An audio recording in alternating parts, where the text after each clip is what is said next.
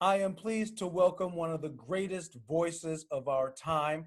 A New York Times critic once said of her that she possessed a large and beautiful voice, which was easily produced with a buttery smoothness. She hails from Enid, Oklahoma, and she begins to find her voice as a young woman in the church. Her father was a minister, and her mother played the piano at her church. But it was a teacher who encouraged her to take up music, and she completes her studies at Oklahoma City University as well as Juilliard.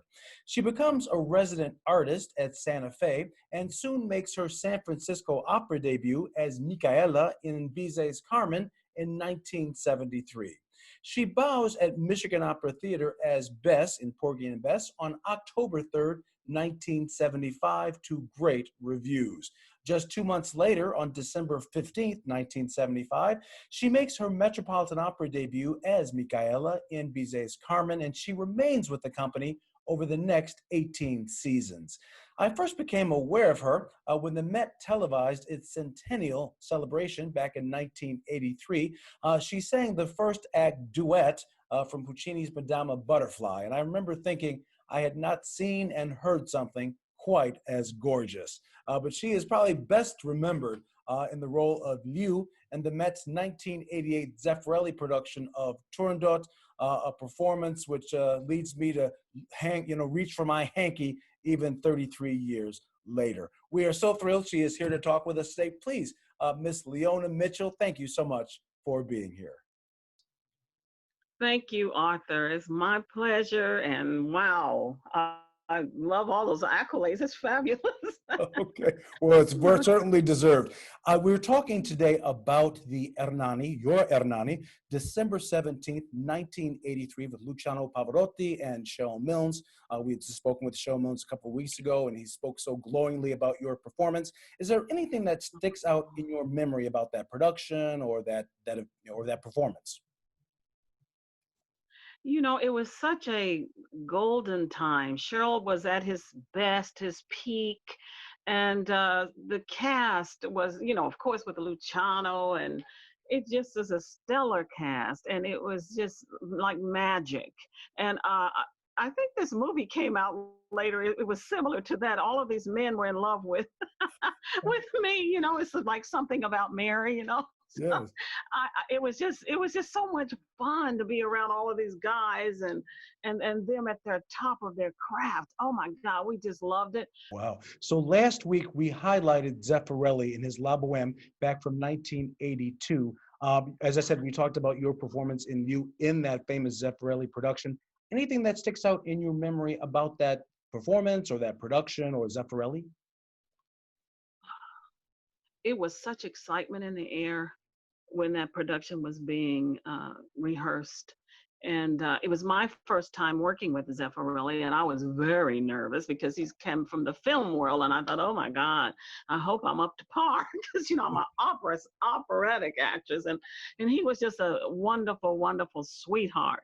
I could remember it was very relaxed. He would bring his little dog to the rehearsal, and he was so it was so different than what I thought. I thought he would be such a stickler about, you have to have this emotion here and there, but he was so relaxed, and he let you be free to figure it out however you wanted to. And he was so preoccupied with the visual.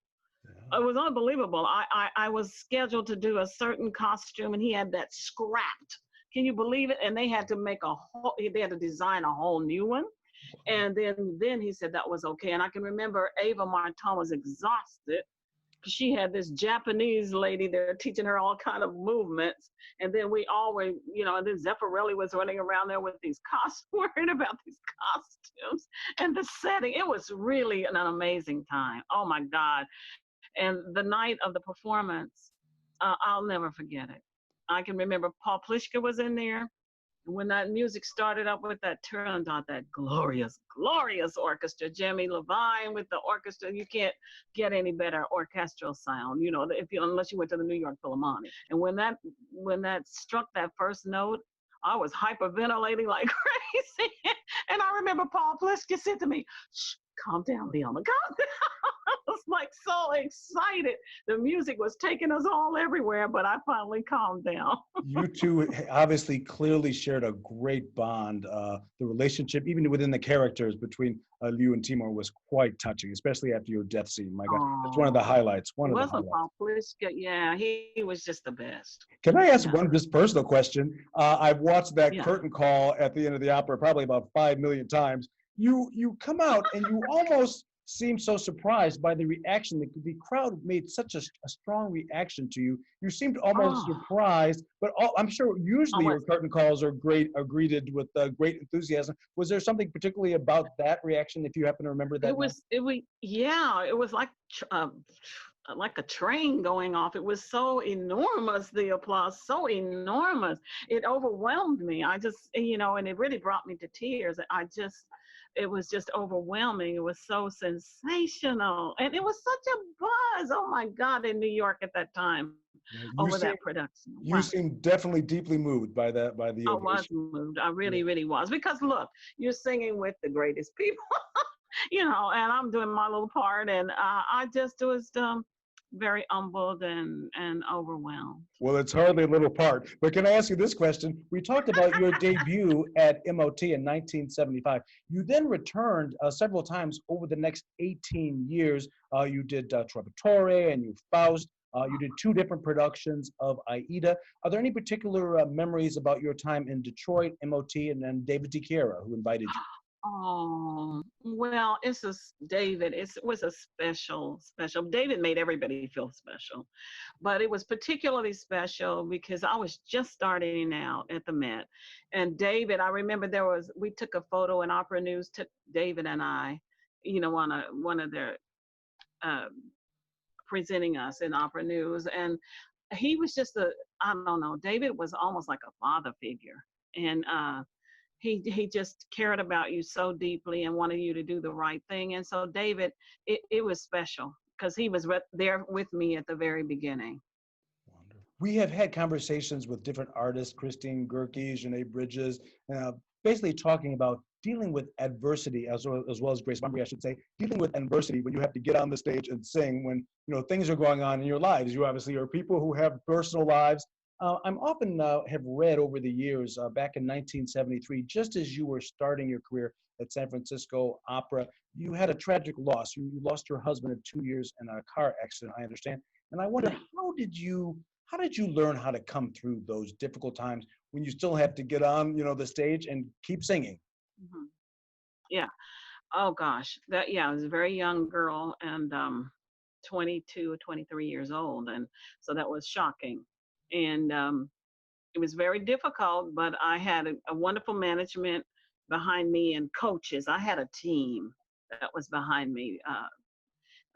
In New York, I had Sam Neifeld, and I had in Los Angeles my coach who taught me every opera, and they were really supportive. And it was very, very difficult, and of course my family. But I managed to. He made me actually come to New York right after that happened and do a lot of auditioning, and so it was to me very it was out of body for me because I had to push forward. It was such a life altering situation.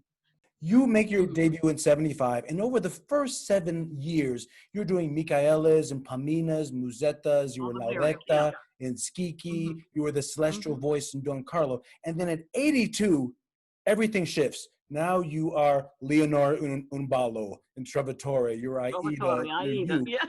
How does someone come to you? Does the management say, okay, we want you now to move into this? Is this something you ask for? How does that happen in a Oh career? no, it actually I had I knew that I wanted to do these things, but I was waiting to do them. Actually, Europe had wanted me to do them when I made my debut, and I had enough sense to say, no, no, no, I want to wait a few years before I do any of that. And I would go with my coach, and we'd go over, and he said, well, okay, well, you can really sing this stuff. Okay. And I loved it, because Leontine had been there, and she had us all just, starry-eyed with all of those pieces, especially the Verdi ones, because the music is so amazing. So anyway, I decided, and I went away. I went to Australia to do a lot of these things to try them out, and maybe in some other places in Europe. And so, no, as a matter of fact, there was a whole huge movement. I remember Tony Randall used to come to the opera all the time, and he'd say, Sure. no, you need to stick with that lyric stuff. You need to keep doing, go on with that. And actually, James Levine, I'm going to tell a tidbit here. He used to take me out to dinner and say, I really want you to go into the Mozartian and the, keep your voice that way, and Ballad of Baby Doe and all of those kind of things. I really want you to do that. And I said, but I want to do this other. So he acquiesced. He didn't like it, and a lot of people, it started a whole thing where people said, oh my God, why is she doing that? But that's what I wanted to do, and so they came along on the program with me. To me. Wonderful. One more question. As you were coming along, you Mhm. mentioned Leontine Price and some of the folks who came, Martina Roy, who came before you. Was there this sense of mentorship, or would you see these ladies? Would they offer Yeah, advice? How did that work?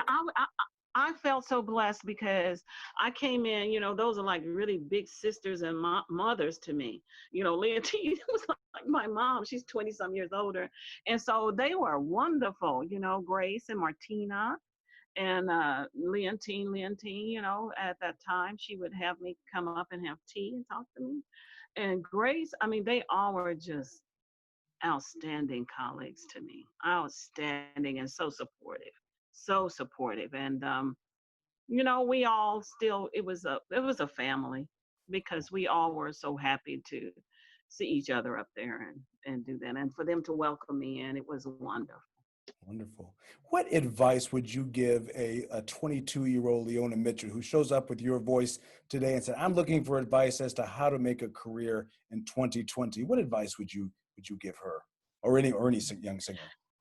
Yeah, I was telling some of the young people in a master class, it's very different today, this opera, because it's more of a business today.